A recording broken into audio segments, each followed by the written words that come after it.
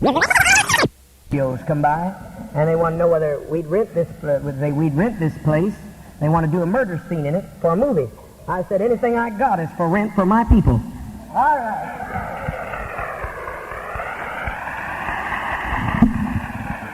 That's just exactly what I meant. To get you where I want to get you free, I'll rent anything I got, honey, and you can think what you want to think.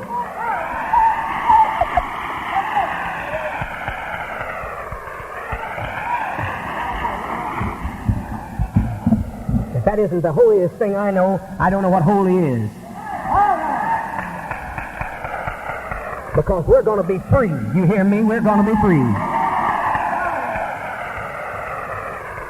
I'm tired sitting around having to worry whether we're going to have a dictatorship or a concentration camp or what new thing they're going to do with the blacks. And now this new move that the president's getting ready to make to cut back all the welfare and the Social Security, I'm getting tired about that. And if I can't do something about it, we're going to take them on full square and die in the process because I'm tired of it.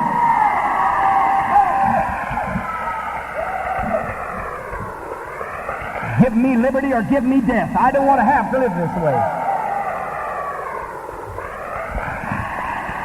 We're in this together, baby, and if you don't like to go in anything together, then you better get off while you got time. They'll get you too. They'll get you. But we're in this together. Sink or swim, hell or high water. All right, you'll have those tickets up there at the desk at the inn. Thank you. Thank you, Father. Thank you. Very good idea. How many will buy one of those tickets? $1, that's not much. Get them out. Some of you can get out on the streets. She'll take 50 and she'll sell them too. You go over there. That's all right. What's her name? Put it down. It's all right. 50. Hand them a gown. I'll pass on some of these folks. Anybody else want to take it? You don't go to them now. Just give your name to me. How many you want? 50? What's your name, love? What? Yes, Ida Mae Yates, 50. Ida Mae Lee, I'm sorry.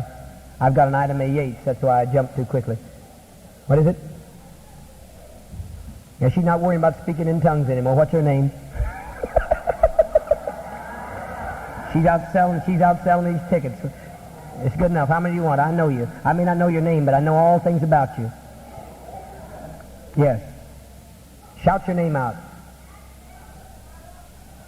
25. Good. Laura, what? Good. Did you get it? Stephenson, 50. Laura Stephenson, good for 50.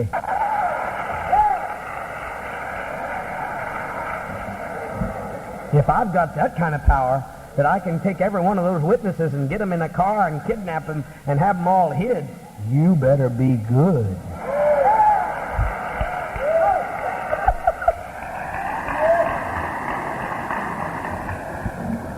No, I don't work that way. I don't have to work that way. But you mess with me and I might work that way.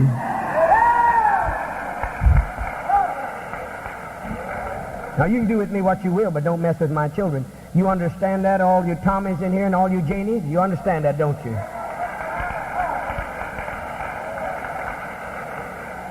And all my nigger blacks and all my nigger honkies and all my nigger Chicanos, they all understand that, don't they? Yeah.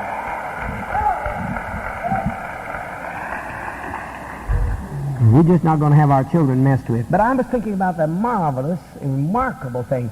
I look at Melvin, the singer, 3-time loser, and I caused a judge to get ill. A prejudiced judge to get ill and sent somebody else. And who did I send? The only black judge I could find in these parts. All over these hills, I found the only black judge and made him take his duty.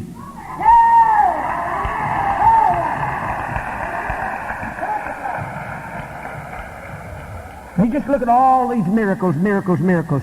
I look at Kais here that was due to be begotten. I promised what I told you, that Sister Jewel. I won't give you her last name. But when they were coming after her, going to put a charge against her of welfare fraud, I said, they're not going to do it.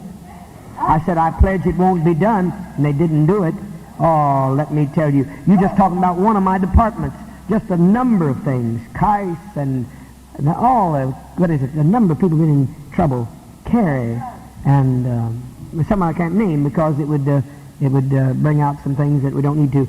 But all the charges have been trumped up on people, and every blessed one. I look over there and see an usher standing, got him off when they said there wasn't any chance.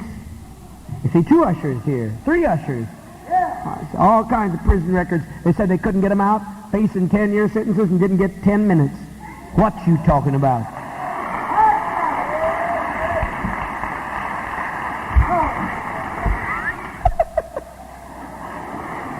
I like to see you chuckle, honey. I like to see that mixed up nigger like me down here, that white nigger down here.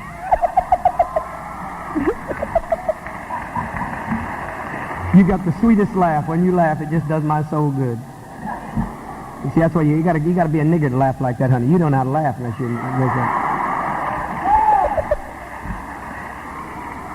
See, I don't like to be called nigger. That's why I'm doing it, because some of you folk think you're white. That's when I'll quit using it. When I get all these folks that come in here black as my patent leather shoes and think they're white, when you quit coming in here, I'll quit using the word nigger. But you better not call us nigger outside.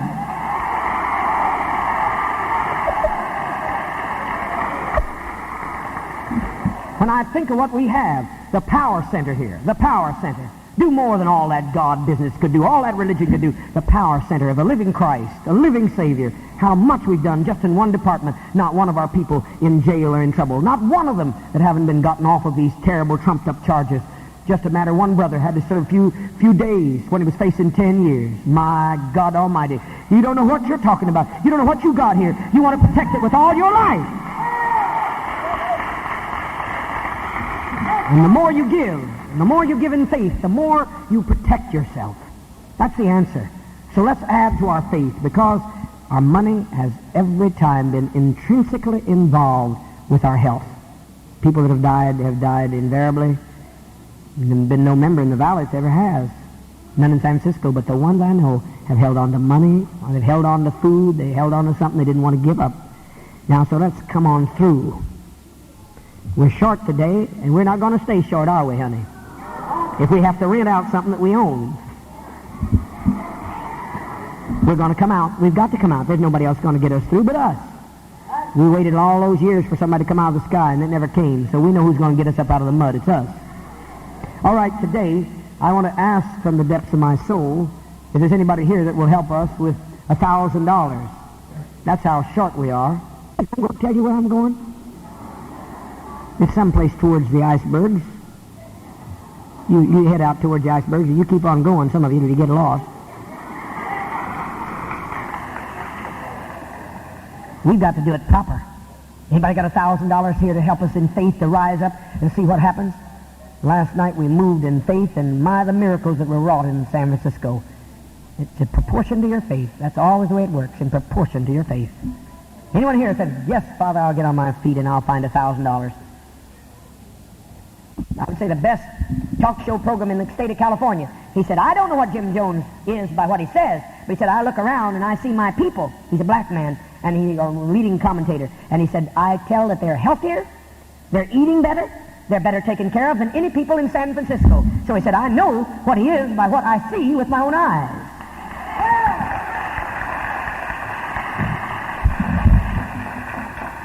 So now I want to say to you that we will see that you are taken care of in the best shape. That's what we want. But if you've got dying insurance, get rid of it. Come on, you don't need to worry about dying. We're not counting on dying. And honey, if we die, we'll die on the battlefield. We're not going to die in the old graveyard, honey. Come on, child. You don't want to make some honky richer. That's all right, brother. You need me too one day. Y'all gonna need me one day. You'll wake up one day. It's true anyhow. And what do you need with graveyards and cemeteries? I'm going to tell you one thing. Don't you call me to no more funerals where you got velvet lined caskets and designed and embroidered caskets and all that bunch of stuff. Don't you call me. If you die and go that way, you bury yourself.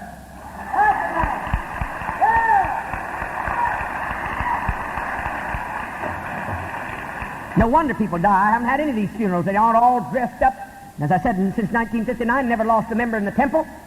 Not one. Then when you look around all these funerals, they got them all dressed up. That last one I had, it was pitiful. They put more money in that casket than some people see all their life. I'm talking about the last funeral I had here in Los Angeles. Dressed up, all that stuff. That's why everybody hates me. No wonder. The morticians don't like me.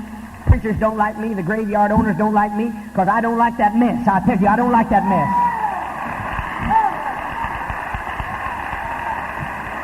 Now, they've tried to shoot me down. That's why I had some workers.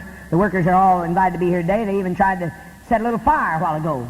But they've been trying to kill me so long because I trouble so many people. And they poisoned me, and General Hospital said it was enough to kill 10 horses, was it? Yeah. 10 horses, and didn't even make me a little more than I was just a little dizzy, like somebody had maybe one shot more of old crow than they should have had. But hey, now!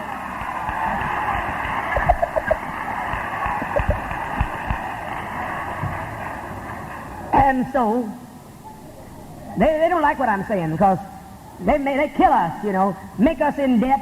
So then, Uncle Tom, I've been riding with these morticians too. And the only one, as I said, except that King, whatever their name, Jackson or whatever name, that's the only one. I rode with them and they talk about, we don't have any problems. Listen, I won't ride with them anymore. The preacher's supposed to ride in the ambulance, but I've been riding in my bus. I said, if they don't get in that bus, I'm not riding with these rat-think, honky-type funeral directors. You better hear what I'm saying. I rode with one. He said, you know, if you're a good Negro, you don't have any problems. He said, I got a swimming pool, and he said, my girl has all kinds of white friends. He said, if you just do right, people be nice to you. I thought, I'm going to hit that son of a bitch if I don't get out of this car.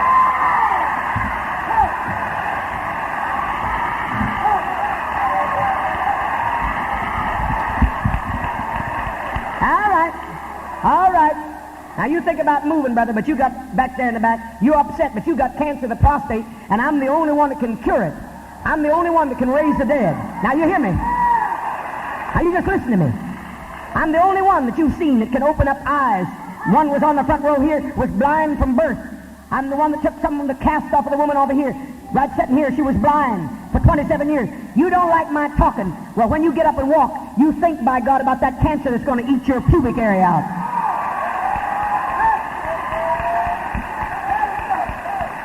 You just sit down a little while longer, and you find out you're not nearly bothered about it because you called everybody that anyway. You don't need to try to act like you don't understand what I'm talking about. Just like that preacher last night. I said, you'll be up Ship Creek without a paddle. And he looked at his wife. He looked at his wife like, we don't talk like that. And I said, you know, both of you talk that way each other today. You use that word just today. And that good old Pentecostal preacher, he just sat down and smiled like a test. Right. Them robbing the graves and putting people in debt for 10 years. It's easy for them big fat asses to talk about doing right.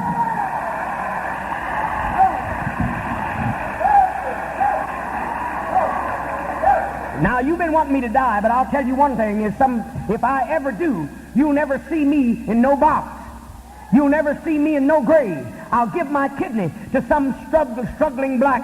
I'll give my heart because I got a good heart. I'll give my heart to some poor field nigger. I'll give my organs to somebody. I'll be cut up like mincemeat pie, honey.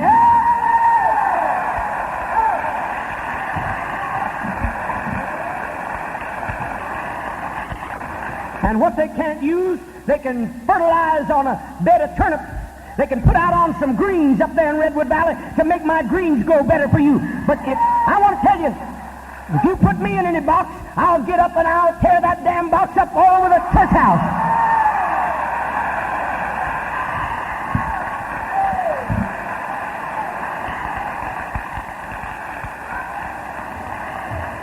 Want no box, want no, and shove somebody off in a mausoleum. One of them, precious heart, and it's all sweet and well. They didn't know it then.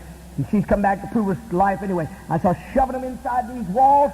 Honey, don't put me in that mess to make money for white people. Don't do that. Don't shove me in no drawer or take all the money, all the time we've sweat, and all the years we've gone without, then put us in big box to try to make us look like the Time magazine said. The reason black people don't have it, I think it was a Time, maybe Newsweek, said the reason black people don't have any money, they spend 3 times more on funerals than white people. We got to change this, honey. We got to spend our money on the living instead of the dead.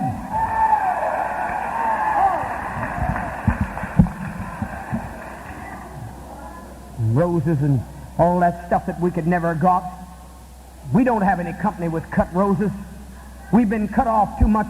We've seen our loved ones cut off in the prime of their youth. We don't want anything cut around us. Fancy flowers and fancy mausoleums and fancy caskets. We don't want any of that. And I'm telling you, I want you to go on record now. Don't you dare try to put me and show me off. Because you that love me, I want you to remember me when I jumped and danced, when I was out there fighting in the jails, when I was in the courts. That's the way I want you to remember me.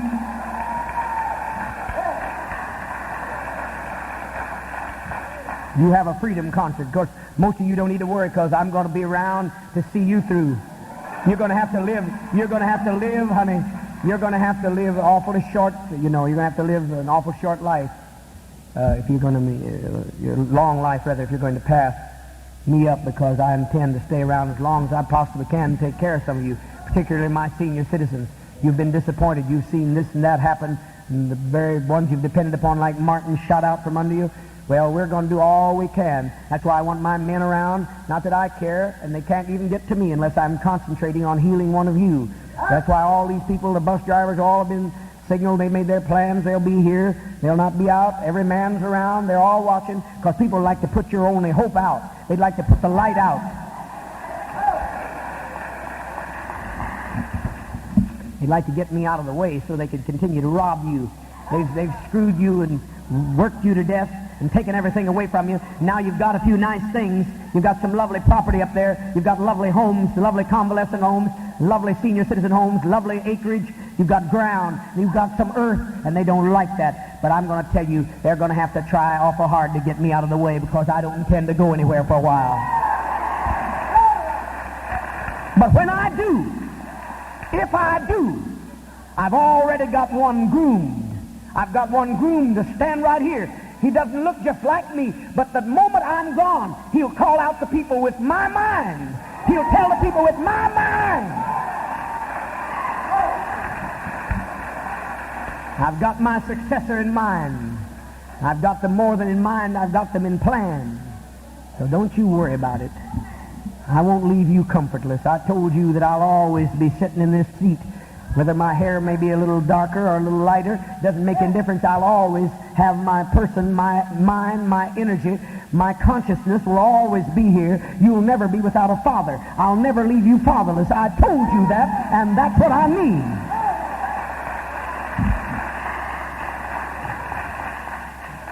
And I've given the instructions that if I did not live up to my own covenant, I'm to be killed. And if my successor does not live up to being a good father, he won't live long.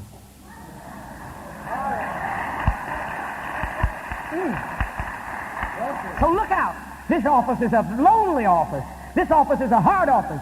I have told several of my people, I said, if I ever look like I've turned back, you cut my throat. And I say, whoever's in my position, there's the same thing holds for them. If they act like they're not going to be a good father, they'll be taken care of, because I've brought the fathership degree to earth. I've made father mean something. I've caused the name of father to have respect. And whoever takes that name from now on is going to have to deserve that respect. And if they don't, honey, they better run fast.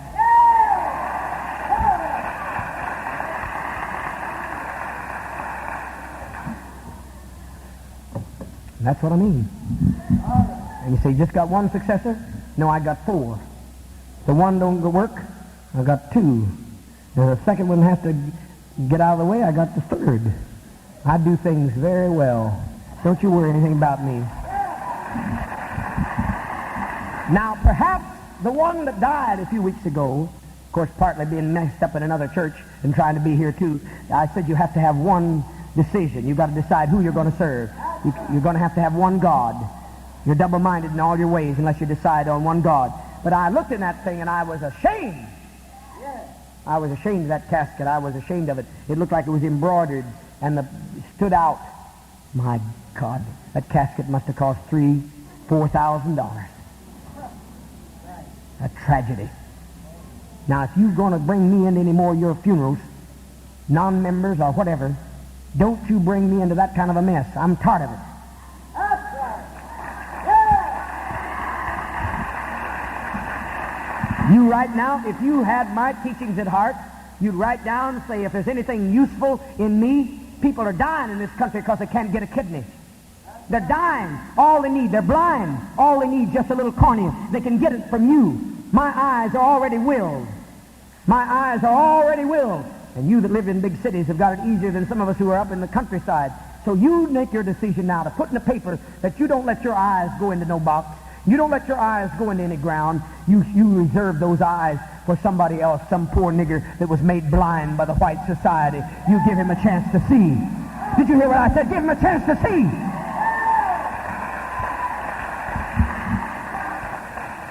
Not one of my loved ones is going in a casket. I don't care if the morticians all hate me. It doesn't make any difference anyway, because I've got everybody else hate me. I might as well have the mortuaries hate me too. But I'm not going to have any of my loved ones in a casket. Not one of them going to go in a casket. Not one of them is ever going to stand in a temple, because a temple meant life. When we were in here, we remember it's lively. Somebody wanted to use the temple the other day for the dead. I said, no, bring a picture of them in here. Bring a picture in here, and we will rejoice around that picture of them while they were alive. But we don't want to remember us in the temple in the death. We want to remember us in life, because he came to give us life, and life more abundantly.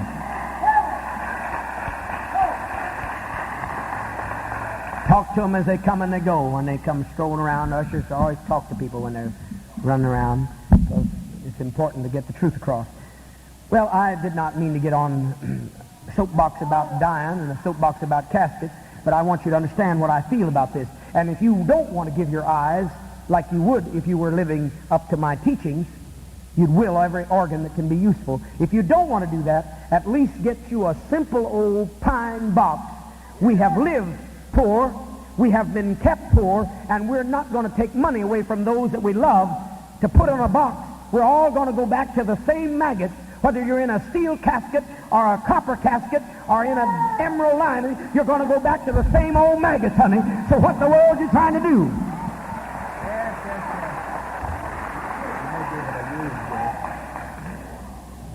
Well, I don't know about it. I don't know if I can not.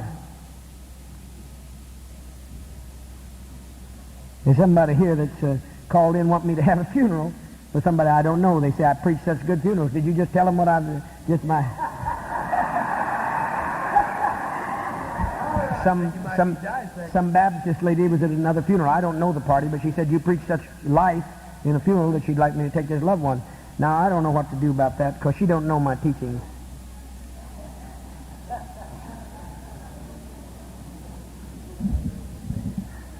Well, how long has it been since she's been here?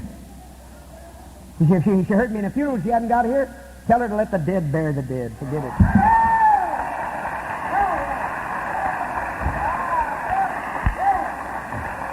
It just dawned on me.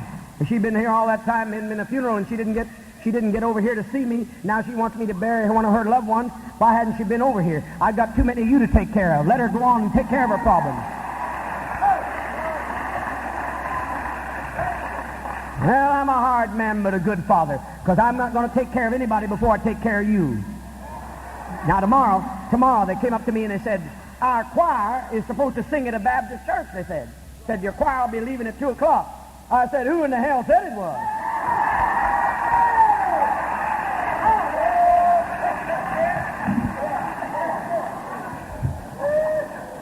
They talk to these folks, because they're going to need my help. You better tell these folks before they walk that they may need me before they know it. One of them going to need me before Tuesday. Right there moving.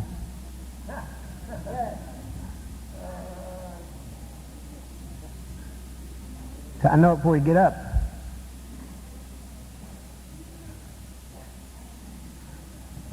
Better stay right where you're at. See, I know when you start up, I know what you're doing. That's right. All right now. I'm not going to let anything take away from you. You are the first charge I have. And then they set up a program for a Baptist church. I said, where's this Baptist church? Sit over here, some little Baptist church. I don't care what you know about, honey. It's already late. I canceled it.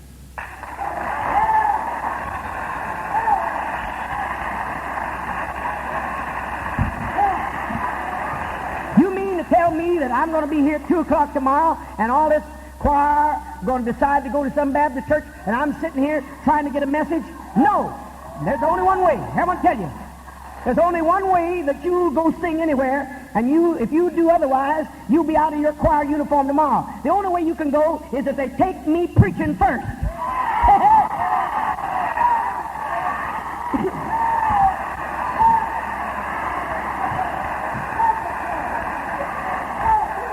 And then I want to tell you,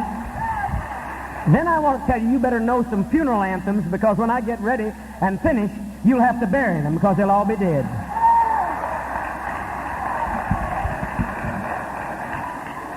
So they tell me they got to get this bus, when they're going to get this bus lined up, they're going to have that bus lined up. I said, where are you going? Said, the choir's going over tomorrow to sing at the Baptist church. I said, the hell, they're going over to sing tomorrow too. Oh, no. You think they're going to get my singing and use these people? You don't know how these churches, my people were innocent in it. They don't know how they work it. They get all these choirs in, and then the preachers collect them. And I said, I'll bet you there's some pastor. And sure enough, when they got behind it, the pastor's wife. There's always some anniversary or some tea. And if you think that we worked and got this music together and sweat to build these organs for you to go to sing for some fat-ass preacher to make money off you, no!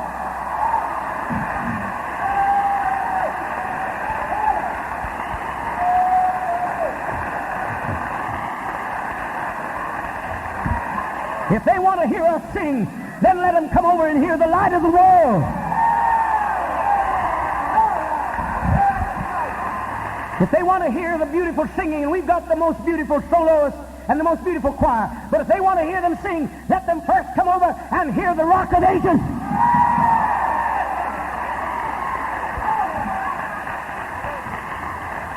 And that's the way it is. So that puts a rest to all the other invitations, because we've got several of them down there. Different ones of you told me about. We're going here and we're going there. We ain't going nowhere but in the People's Temple. That's where we're going.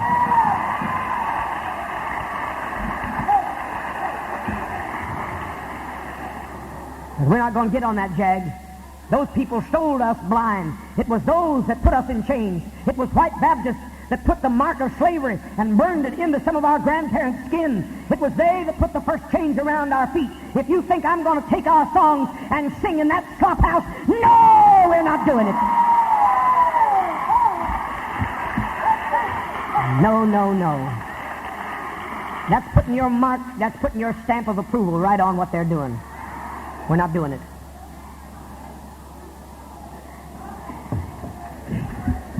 We're going to be consistent. We may not be everything that you'd like us to be, but we're honest, the most perfect people that you want to see, the most pure ministry that's ever walked on earth, the most upright, the most holy, the most just, the most socialistic. It's the most beautiful ministry you've ever seen, and we're not going to take this thing that has been pure and unadulterated and undefiled and then mix it with the whorish things that are out there in that church system. No, we're not going to do it.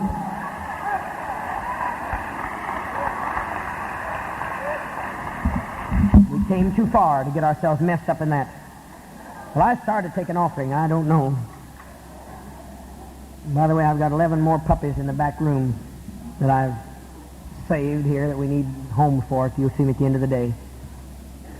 You don't like the way I talk, but when you get in trouble, you'll like the way I fight for you.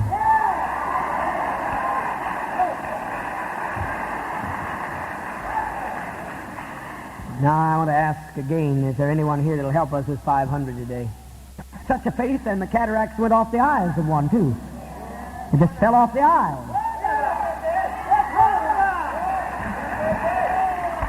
Another sister was sitting back there that was blinded from diabetes. She could see everything in detail, everything in perfect detail. Her vision that had been so dim that she couldn't see objects was wiped away, just like that.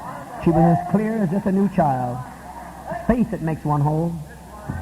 Try your faith. Try your faith now. Try your faith. Try it. I want her to have good vision. If she doesn't get it, we'll see if she gets it. But I like that kind of faith.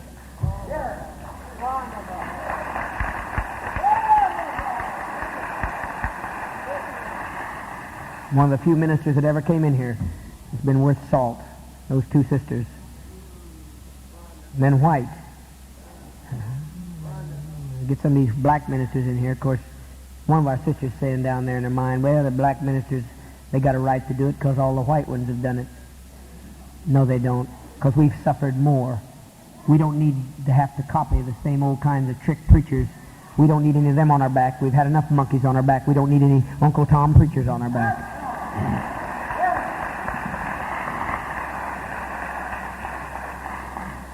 And that's the attitude of some people here. They got a right to do their thing. No, we haven't.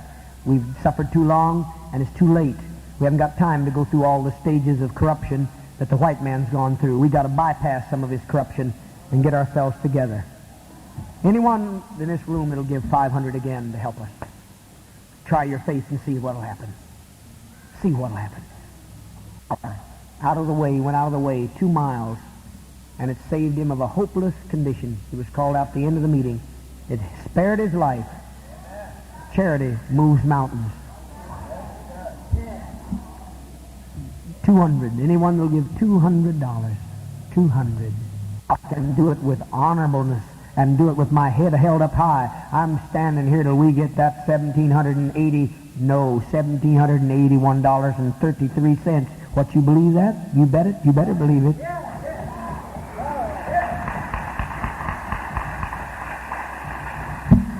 That's what opened the eyes of that woman. That's what took the hole that was in her leg. Nobody wanted to sit around her 27 years, blind and infirm. That's what did it. That's what took the woman that sits out here 5 years in a wheelchair, the woman that had cancer, operated 5 times, and they gave her up to die. I know all these things because I'll make out a chart on you maybe days before. I'll meditate, and I'll see some of these hard cases, and I wonder, what am I going to do? There's no God to help me. I'm the only one. I'm Him. I'm the one that reveals the Father. I'm the only thing you can look to. And I'll study that case as I did Sister Del Pino, and I thought, what to do with a woman in her 70s?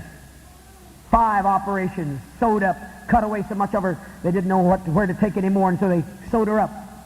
But that's what gets me through. You don't like the way I take offerings, but I'll remember that day several months when I looked at her, and I said, this is the day I'm going to do it for you. This is the day I'm going to do it for you. And she ejected that horrible cancer, and she hasn't had any more pain since that. She hasn't had any more problems since that day. You don't like the way I take offerings? It's the way I do everything. I hold on. I hold on. They tell me somebody's got to go to jail. I said, no, no. They told me my 2 brothers here, Brother C.J. and Brother Brown, they had to go to jail for defending our sister that I raised from the dead that was stolen in that ambulance. Said they're going to have to take some time. They'll at least have to take a charge of interfering with an officer. I said, no. The officers interfered with us. They interfered with the course of freedom. I'm not taking that charge. I said, I won't take it. The attorney says, there's no chance in the world. I said, yes, there is, because Jim Jones is that chance.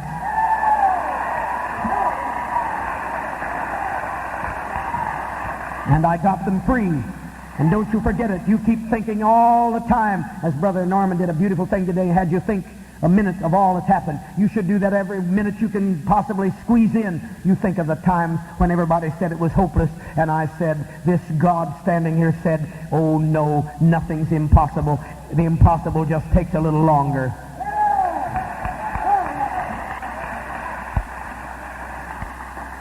So it's that spirit that gets you through, and it's that spirit that's got to make me raise 1781.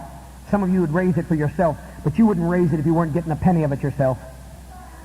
I'm raising it for you, and I'll stand here if I felt like I was going to fall over.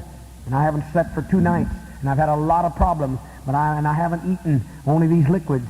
But I'm going to stand here because I know if we one day let our budget go down, then the next day it'll go down easier, and the next day it'll fall easier. So I'm not going to let it happen once.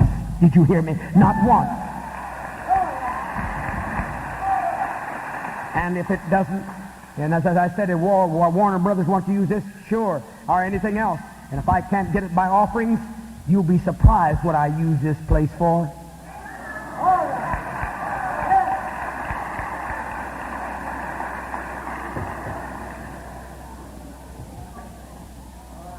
Well, remember when the cancers come.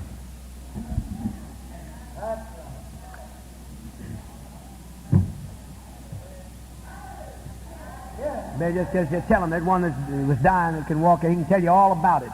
He can tell you about it. There's a woman that her life was lost. There's a brother that would have been killed. Tell him, brother, I told you when that car was going to come and hit you and saved you.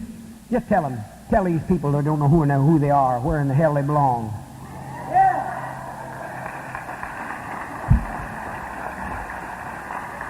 I forgot to tell them about the heirs of the Bible. Go out there and tell them about the heirs of the Bible. That's what they get all hung up in their Bible. Go tell them. Tell the damn fools so they'll get some sense.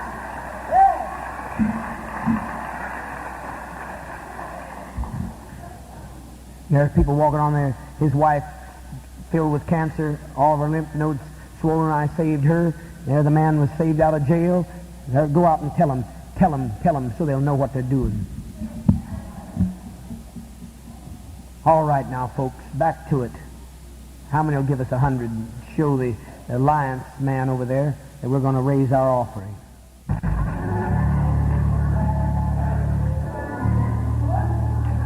It's so glad.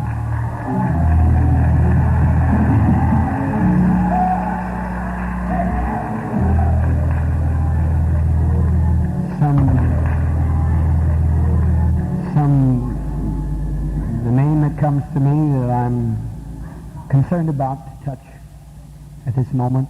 Some things I write down that I will not even call out. As I've said often, I don't have to call anyone out. But I do to build faith in others. Because if you just harmonize on me, if you project your faith towards me, it'll do more for you than anything on earth has ever done.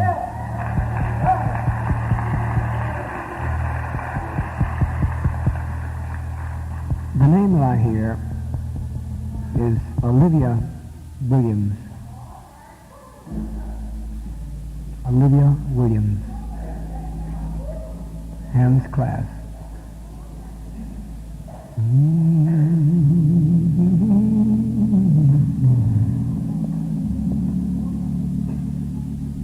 Say an ounce of prevention's worth a pound of cure. And I'm glad that I found a heart in which I can dwell in you. Someone very precious, Stephen Michael. The microphone isn't on, but it's all right.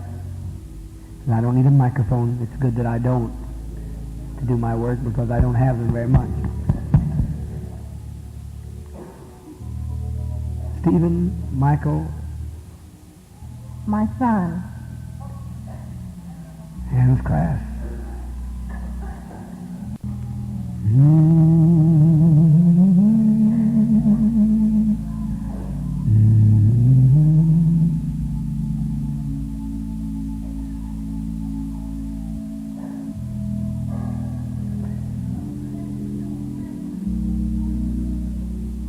Do you use non-fat milk? Yes. Nudson's? Right. Non-fat milk. Hands clasped. Mrs. Wright's white bread? Sometimes. I have bread here that is specially made free of any harmful chemicals. Of course, you've told me nothing about your diet. I don't know anything about your home or your life. You've told no one else that. Is that correct? Correct. But by the change of this bread, it will save you from something in the years ahead. Thank Hands you. clasped. Hands clasped. Bird's eye corn on the cob. True.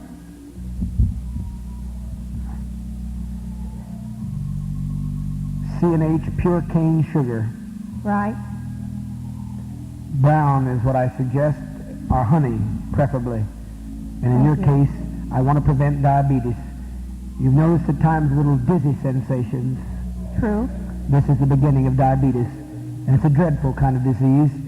And if I had not come along, before too long, it would have afflicted you and you would have been blind by it.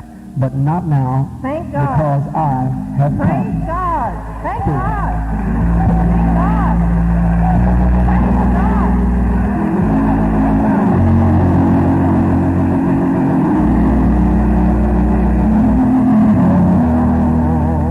And somewhere you've had some connection or would have some connection with a chapel Lutheran school. Correct. Some places en route there one day, if I had not known you and you've told no one this, but if it were not for this lovely presence that I represent, Spirit, I'm so grateful. Thank God. Thank God. Tracy, Stephen, Michael would have all been gone, but they will not be gone now. Spirit of God.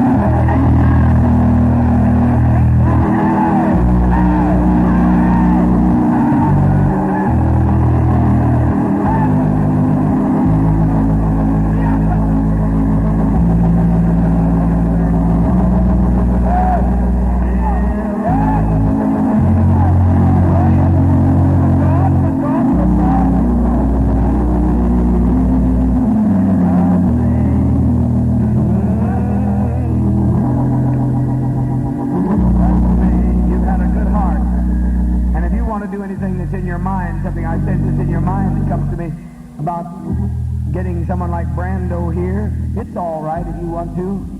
Thank You want to God. do anything because you have a right heart, and it saved your life. Bless you.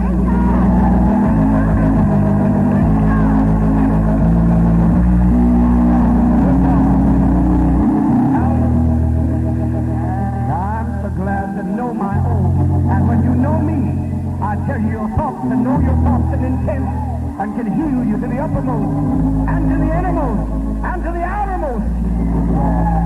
So glad I'm glad.